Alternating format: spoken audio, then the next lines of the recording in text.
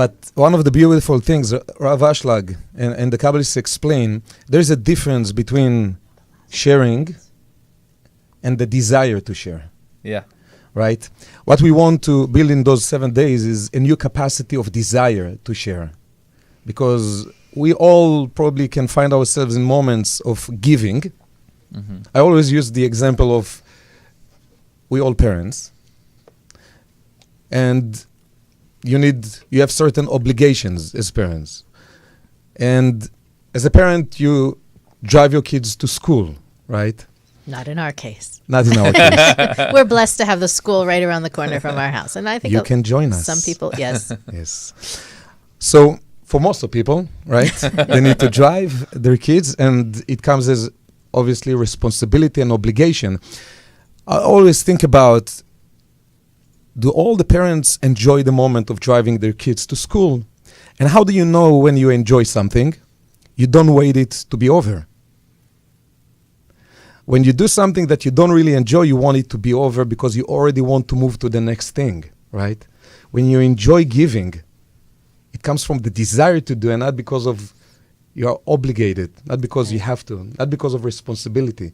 You develop love into this part of the desire inside of you to give and to share. And this is one of the things that we want to awaken those days. I think it's important to share that one of the things we focus on in these 7 days of Sukkot is sharing energy with the world. Right. That it's not a coincidence that, you know, when you talk about expanding your potential to receive and enjoy and benefit, you've got to do that through the act of giving, right? We often use the example of putting a hole in the cup, right? So if you put the hole in the cup, you're always giving, or you remove the bottom of the cup. The cup can always be full and also always giving to the cup beneath it or next to it. Someone actually pointed out to me in teaching that concept, people say, my cup runneth over.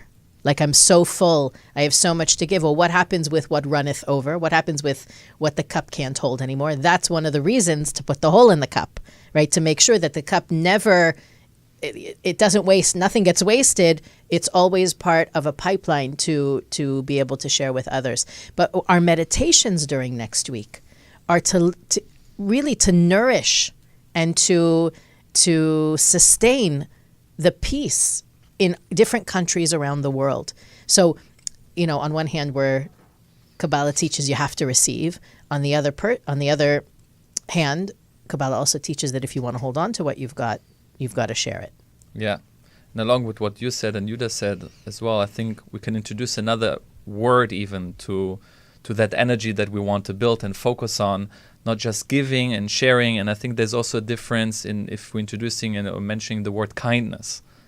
Right? Because like the example that Yuda was giving with driving our kids, another example that I heard once that I use many times, I like that, is when you go, let's say you go to a dentist and he's doing his job, right? He's fixing your teeth, let's say. And let's say even he's doing a good job physically, but, he had a bad day. He didn't love doing it.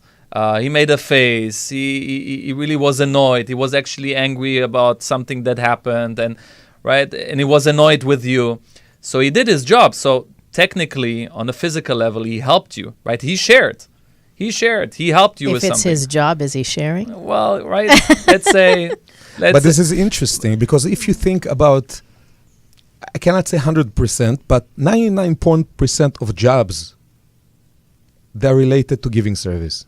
Right. This is the way it's structured. That even if you're a computer guy, right? You're giving service. You work in the bank. You're giving service. You're a teacher.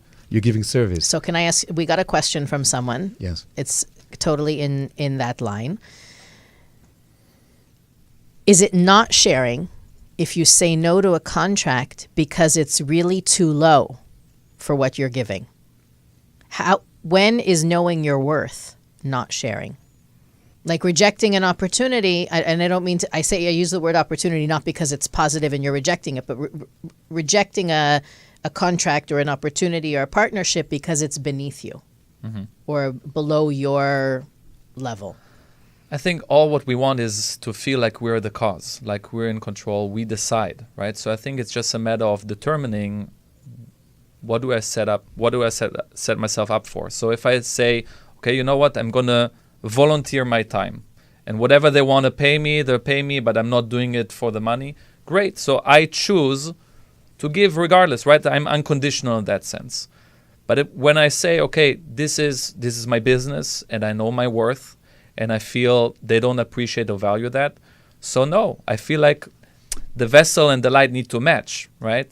There cannot be a mismatch there. So if I feel like I'm giving a lot more than there's to handle or the vessel appreciates, then there's a mismatch there. We need to balance it, absolutely. The idea, I'm sorry, I'm getting back into Rav Ashlag and the 10 Luminous Emanations, but... Clearly you don't usually listen to the show because we would say Rav Ashlag at least 5 times in every show. Sponsored by Rav Ashlag. So the idea, one of the things Rav Ashlag explains is connecting with the light of the Creator, and this is what we all want. Connecting with the light of the Creator is connecting with the attributes of the Creator. In a deeper level, the attributes of the Creator, they are related to what known as the Sfirot in the Tree of Life. Those of you who heard, there are the 10 dimensions, spiritual levels. I'm sure you've seen the image on the show before, the circles and lines that connect. Yeah, there it is. So that's the 10 Sfirot, that's the Tree of Life according to Kabbalah. Right. So without getting too much and too deep into that, but we know that each one of the Sfirot has different attributes. So if we talk about the Sfira known as Chesed, related to the desire to give, the desire to share, there is the following Sfira, which is Gvura, which is the left column, which is a little technical. Did you hear some wisdom? I heard some wisdom. I heard it from above. So it was from my side. So the following phase, right, Gvura, which is known as judgment, the left column, which related to the desire to receive, right? We know it's connected with the capability to place boundaries in our lives. This is one of the ideas. There are many ideas, right? Most of us thinking about life in just through one dimension. Is it right to give? Is it right not to give? Think about your capability of having the desire to give and realizing that giving in certain times is saying no in order to create an opportunity for the other person.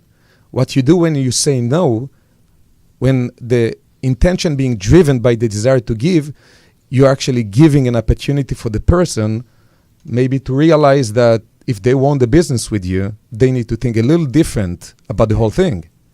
So it's not that you don't want to give, you want to give, but you want to give it in the right way, that it will be balanced. So the desire to give is there, and sometimes you do need to say, I'm going to reject this deal because it is not the right thing. By the intention of giving, you're creating the opportunity for the person to develop themselves into new awareness, because if you really think about them, they might go to the next opportunity in business and lose it again, and they will not realize why they are not successful.